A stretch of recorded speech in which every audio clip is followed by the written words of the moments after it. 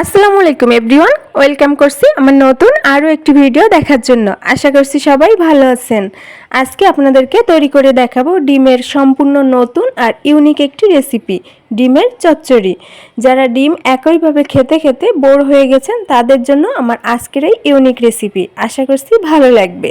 ভালো লাগলে চ্যানেলটি সাবস্ক্রাইব করে রাখবেন, আর ফেসবুক থেকে দেখলে পেজটিকে ফলো দিবেন। তাহলে চলুন আর কথা না বাড়িয়ে শুরু করি।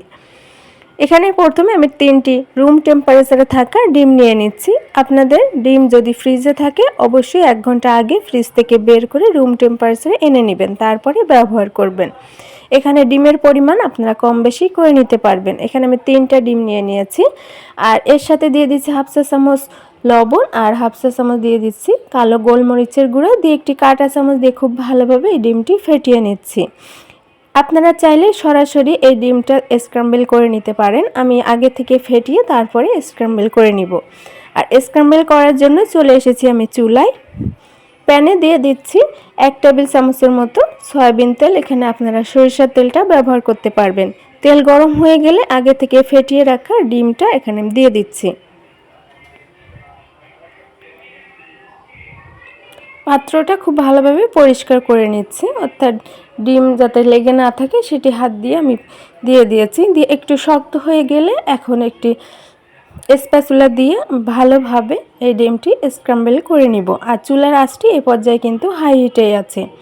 যারা একইভাবে অর্থাৎ ডিম ভুনা, ডিম ভেজে রান্না করা বা ডিমের কোরমা, যারা এগুলো খেতে খেতে বোর হয়ে গেছেন, ডিমের কোনো ইউনিক রেসিপি চাচ্ছেন, তারা এটা আমার আজকের এই রেসিপিটা ট্রাই করে দেখতে পারবেন। আশা করছি হতাশ হবেন না।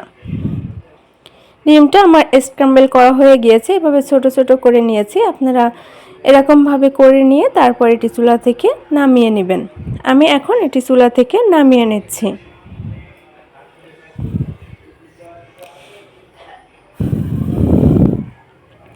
চুলা থেকে নামিয়ে নিয়ে অন্য একটি প্যানে দিয়ে দিচ্ছি 2 টেবিল চামচের মতো সয়াবিন তেল। তেল গরম হয়ে গেলে এখানে আমি দিয়ে দেব 1 কাপের মতো মিহি করে কুচি করা পেঁয়াজ। এখানে চাইলে আপনারা পেঁয়াজটা বেটে বা ব্লেন্ডার করে দিতে পারবেন। আমি পেঁয়াজটা কুচি করে দিয়ে নিয়েছি। দিয়ে পেঁয়াজটা কিছুক্ষণ কষানোর পরে দিয়ে দিচ্ছি 1 টেবিল চামচ আদা বাটা আর 1 টেবিল চামচ রসুন বাটা। দিয়ে আদা রসুন পেঁয়াজটা খুব ভালোভাবে কষিয়ে নিচ্ছি, এর কাঁচা গন্ধটা চলে যাওয়া পর্যন্ত। আর পেঁয়াজটা অনেকটা নরম হয়ে এসেছে। এখন এখানে দিয়ে দিচ্ছি অল্প একটু পরিমাণে পানি। এখানে নর্মাল পানিটাই ব্যবহার করেছি। দিয়ে মশলাটা খুব ভালোভাবে কিছুক্ষণ কষিয়ে নেওয়ার পরে এখানে আমি এখন দিয়ে দিচ্ছি স্বাদ মতো লবণ। আর লবণ দেওয়ার আগে অবশ্যই খেয়াল রাখবেন, ডিমটা যখন স্ক্র্যাম্বল করেছিলাম বা করবেন তখন কিন্তু এখানে লবণ দেওয়া হবে। আর সাথে দিয়ে দিচ্ছি হাফ চা চামচ হলুদের গুঁড়া আর হাফ চা চামচ শুকনো মরিচের গুঁড়া। ঝালটা আপনাদের পছন্দ মতো বা স্বাদ মতো দিয়ে নেবেন। অল্প একটু পানি দিয়ে নেড়ে চেড়ে এখানে দিয়ে দিচ্ছি 1 চা চামচের মতো ভাজা জিরার গুঁড়া আর হাফ চা চামচ ধনিয়ার গুঁড়া। দিয়ে আবারও মশলাটা খুব ভালোভাবে কষিয়ে নিচ্ছি। এখন দিয়ে দিচ্ছি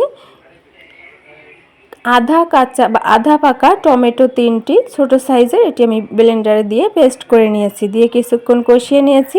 আমার কাছে টমেটোর কাঁচা গন্ধটা আসছে, এই জন্য এখানে দিয়ে দিচ্ছি হাফ চা চামচের মতো মৌরির গুঁড়া। এটা আপনারা অপশনাল, আপনারা না চাইলে স্কিপ করতে পারবেন।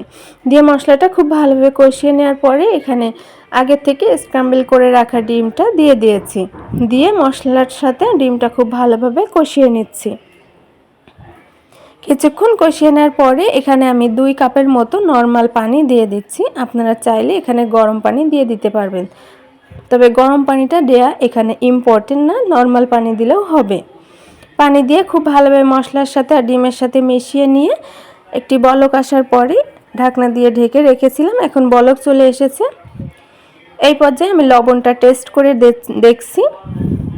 লবণটা একটু কম মনে হচ্ছে, এজন্য এখানে দিয়ে দিয়েছি হাফ চা চামচের মতো বিট লবণ। এখানে চাইলে আপনারা নর্মাল লবণটা দিয়ে দিতে পারবেন। আর এখানে কিন্তু পানির পরিমাণটা খুব বেশি দেওয়ার প্রয়োজন হয় না, এজন্য আমি কম পরিমাণ পানি দিয়ে রান্নাটা করে নিয়েছি।